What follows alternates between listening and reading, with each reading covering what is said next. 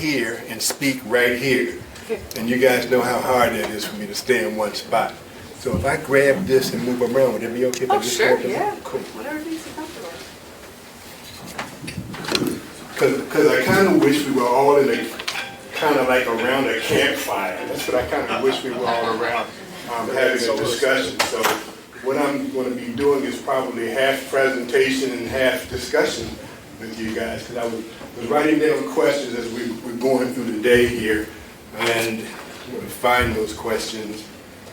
The handwriting is the best handwriting in the world. I'm going to write these questions down. And the questions that I had with our staff on this AI journey.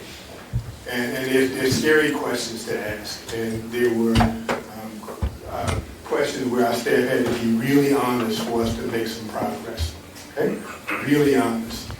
Like everybody else, ASAE has a website. In fact, during our last audit, I realized we had 19 websites. How stupid is that? We have websites for every meeting that we have, every major meeting that we have. We've got Collaborate. We've got all these different places. And so I asked my staff something right after we had done this thinking about doing a large language model. Now, I asked you to ask your staff that too. What percentage of your organization's don't laugh, Carrie. What percentage of your organization's content is readily available? Define readily. Available or findable? That's exactly what my staff said. You know what I did? I told them to get out the dictionary or go to ChatGPT and look up what readily means. But that's the fight, right?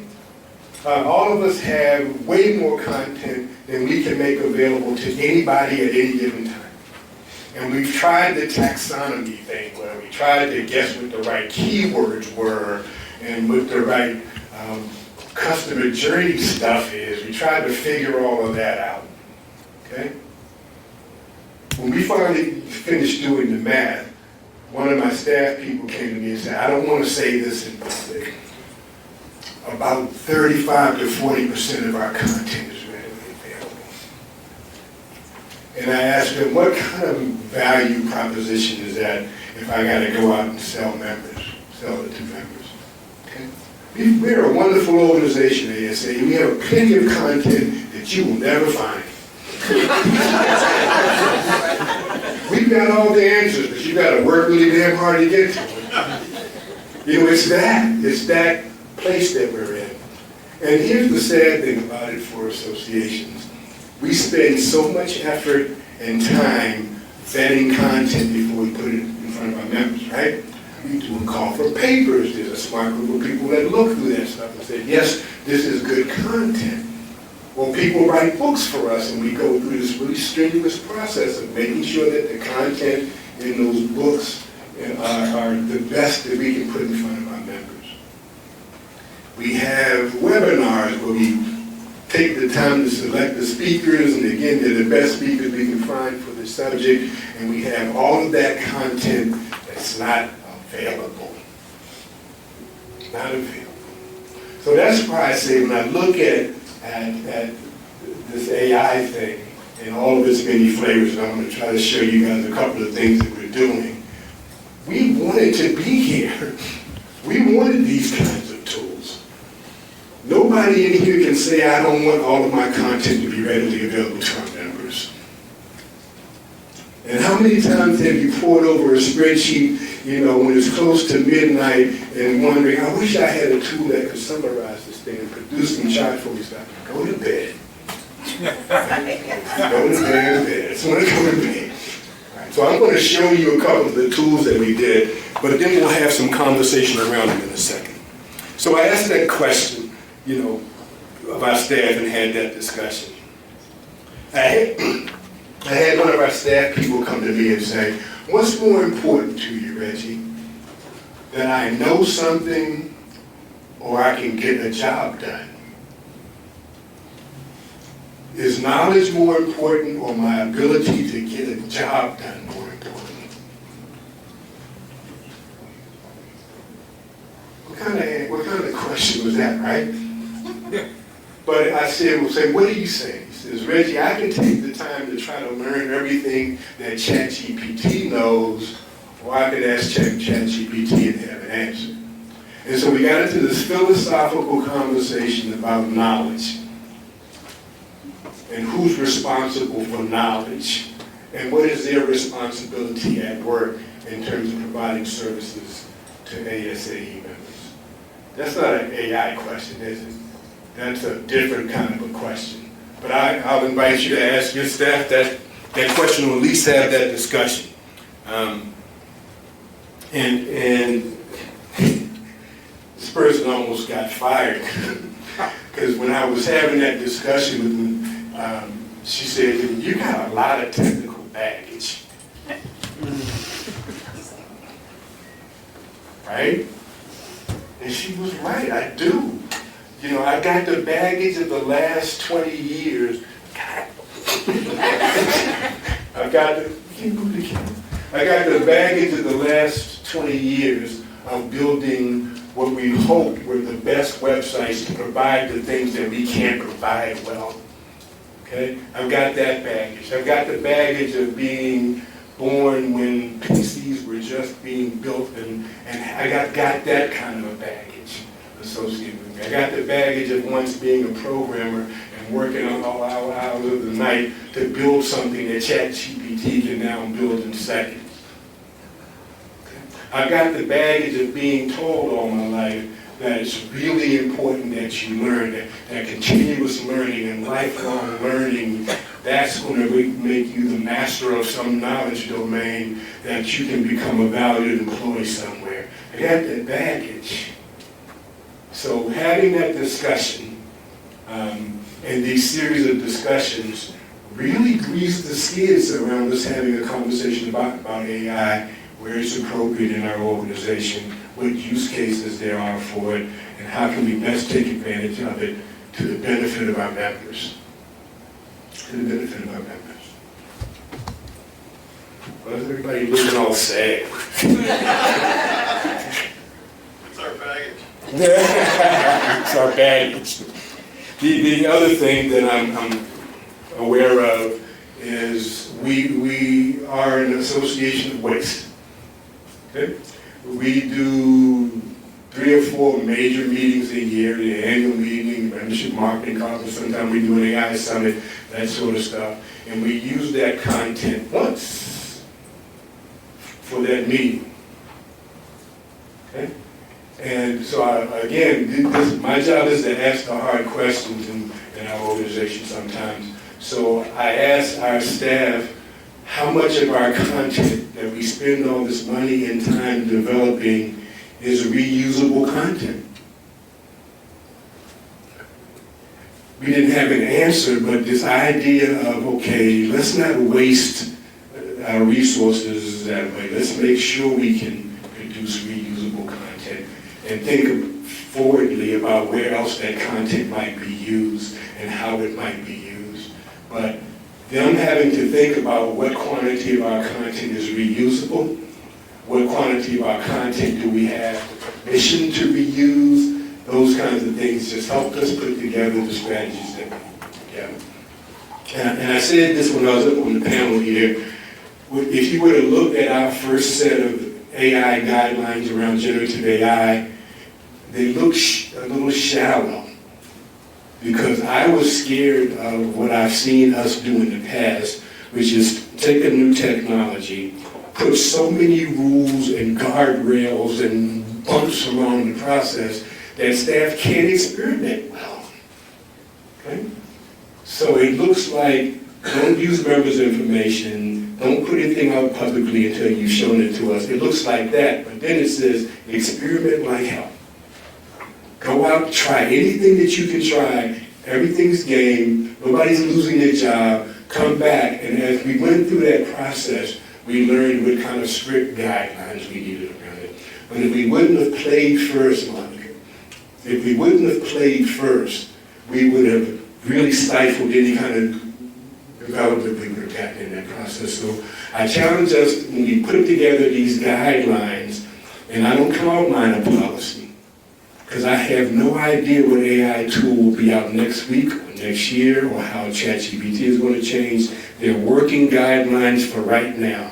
And I used to say I would look at them every year. I look at them probably every month, just to see if there's a little tweak that can be made. Okay? So that's what my thinking is. So give me a second. I'm going to show you a couple of tools here and talk through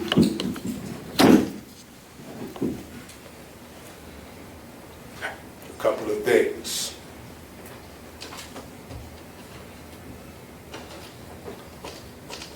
You guys can see this on the screen, right? Yep. Yes, sir. Good. So one of the things we did recently, and our marketing team pushed me to do this, and one of our other vendors fought me about doing this, but we just loaded up everything about the MMC conference into our large language model. Okay? And so now I'm able to go in and say things like, I'm an association CIO, I have no idea which sessions I should attend. What sessions should I attend? I didn't tell any of our members that this was there, and in about a half hour, 45 minutes after launching this, emails start flowing in. How come you didn't talk about this? How come you didn't tell me this? What are you using to determine which sessions I should go to? Blah, blah, blah, blah, blah, blah, blah. Although a lot of our members have already tested it. But what this did was broke the mold about what we should have in this large language model. Our first pass at this was, we're going to put everything in here about association management, the field of association management, the practice of association management.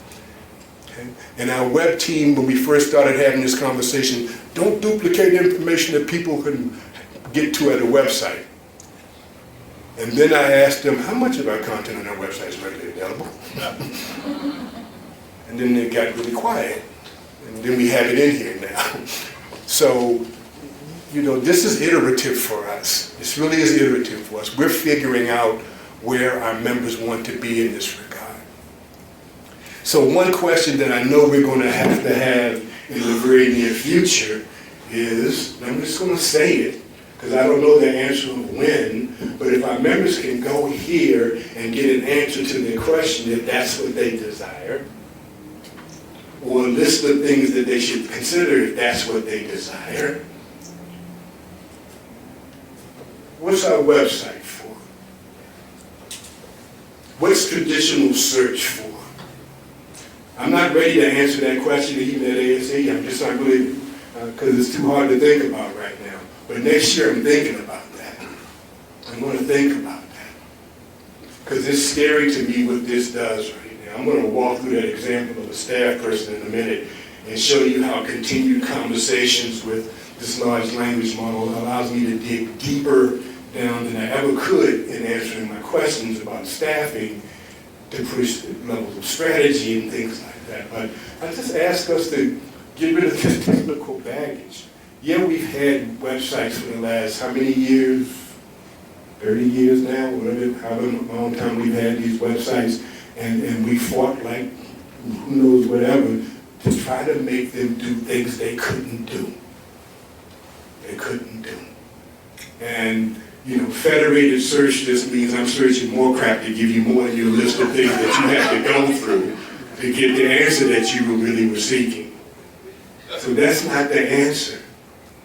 And the best way I can coin it, and I think I've said it before, is we're moving quickly from this choiceless economy to this answer economy.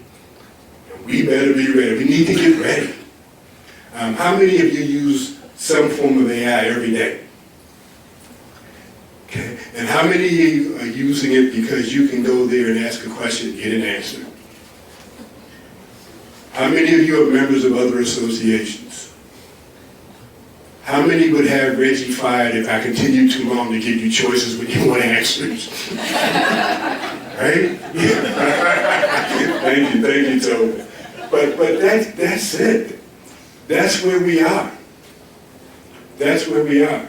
And you know, I'll continue to say we wanted to be here. We wanted these tools, and we got them. We got them now. So, you're not going to fire me if I keep moving around, right? It made it, right? So I'm going to put that example in that I was talking about earlier and then talk through all the stuff it meant. Okay, all staff, association,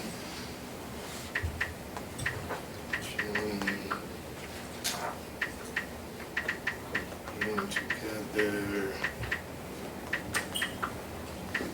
marketing department. Ooh. 4 people.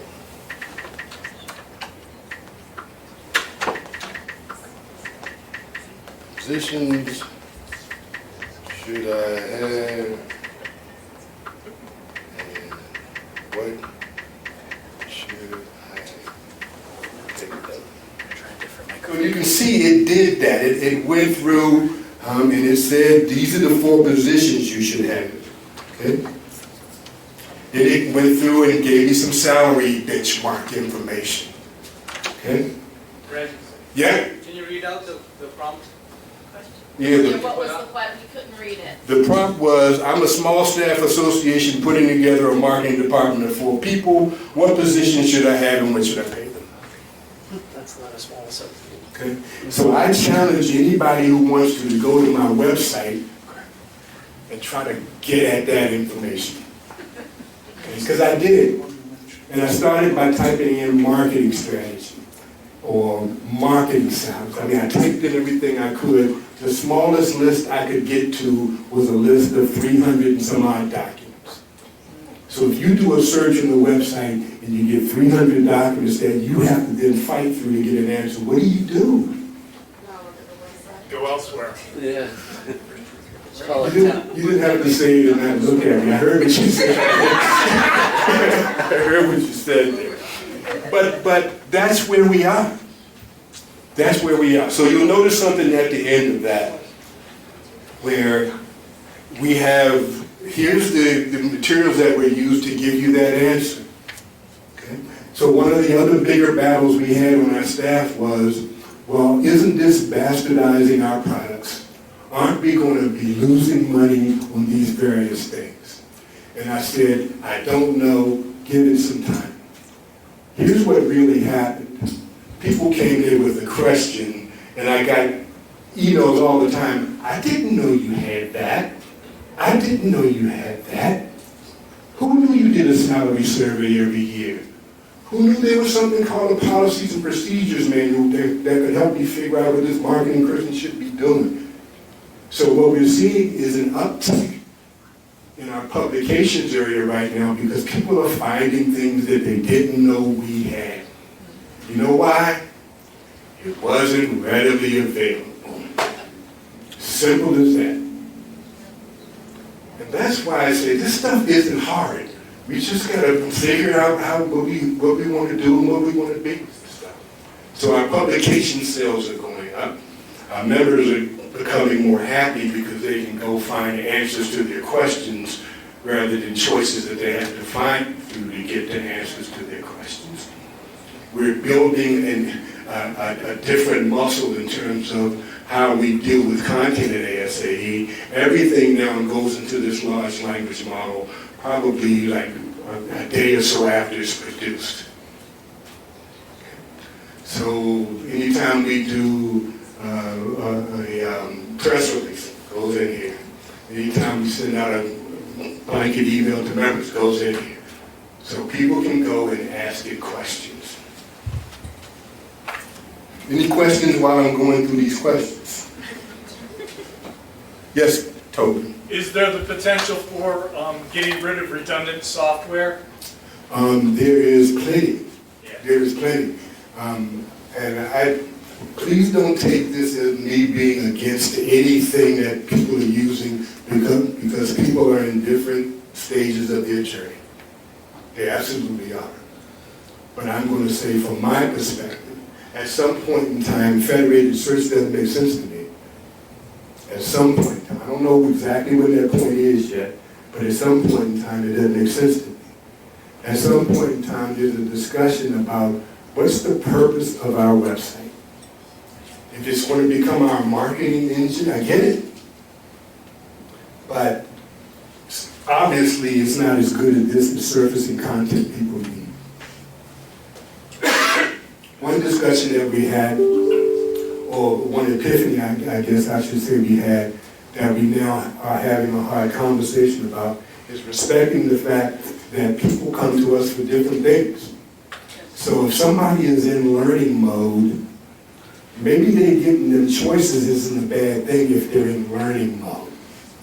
Maybe if I need to know what a marketing department does, I can go and get that information, and if I get 10, 15, 20 documents, maybe that's a good thing.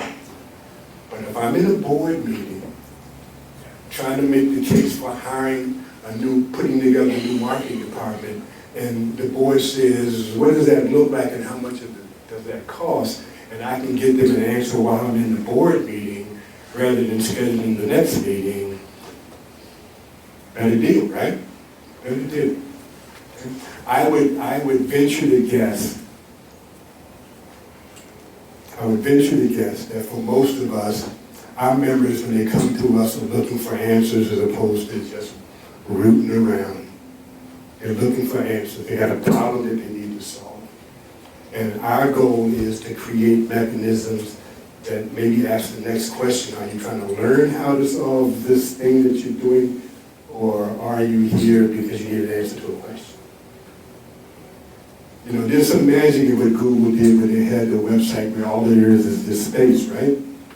Wouldn't it have been cool if it said right below it, are you in learning mode, solution mode? But nothing stops us from doing that in our websites, right? If we wanted to. But that's all part of that listening as we work. I said that enough times now that Larry Covert on our staff, who's our director of IT, took the words to whistle while we work and made it listen while we work. My staff sings that to me from time to time. All right, I'm going to show you this other tool real quick.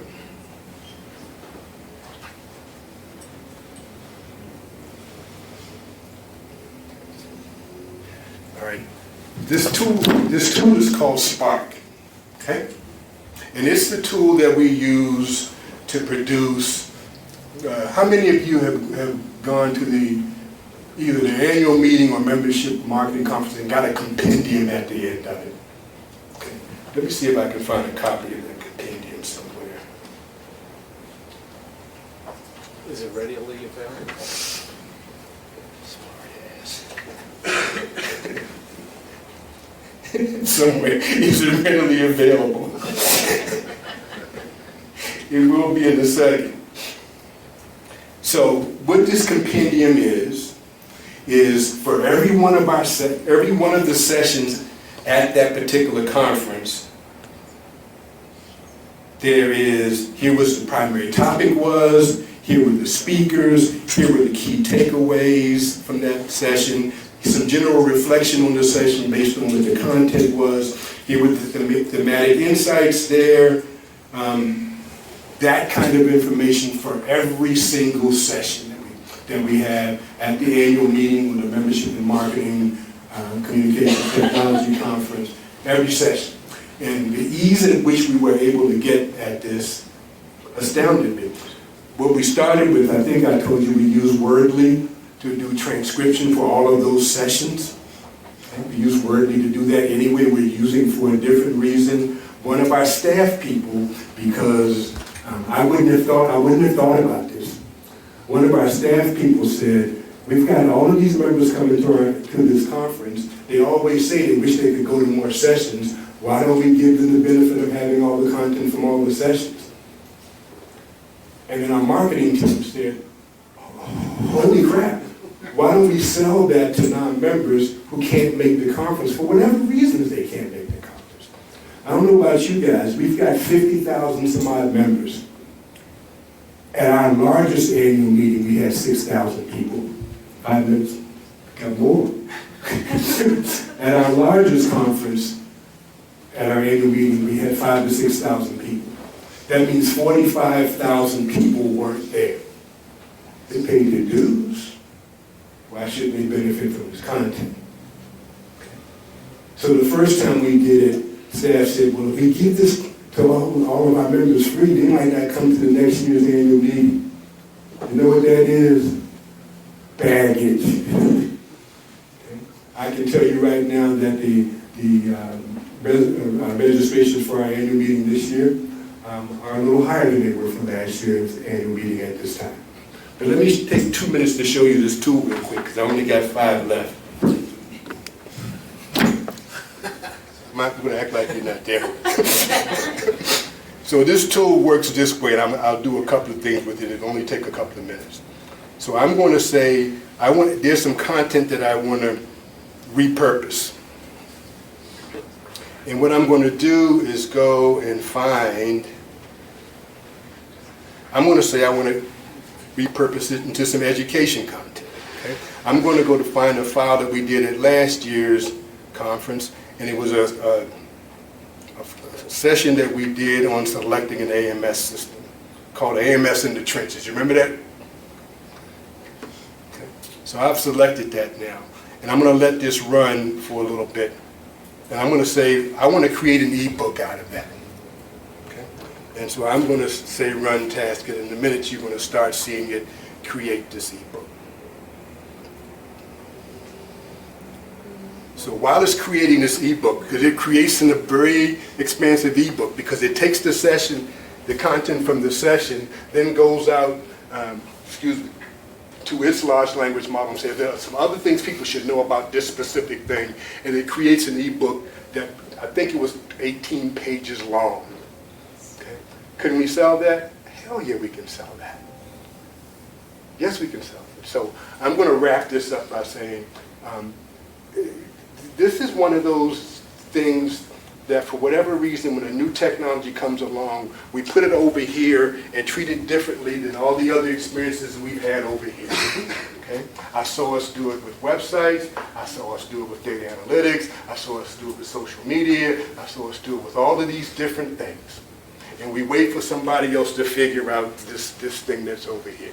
Or we put so many guardrails around it that our staff can't figure out this thing over here. And we don't look at the unintended consequences of not figuring this thing out over here.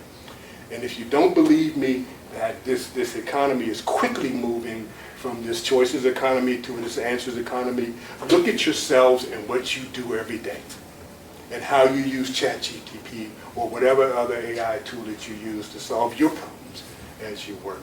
So I think this is a time fraught with opportunity. It really is. We got good partners that are providing us training so that we can build our own journeys.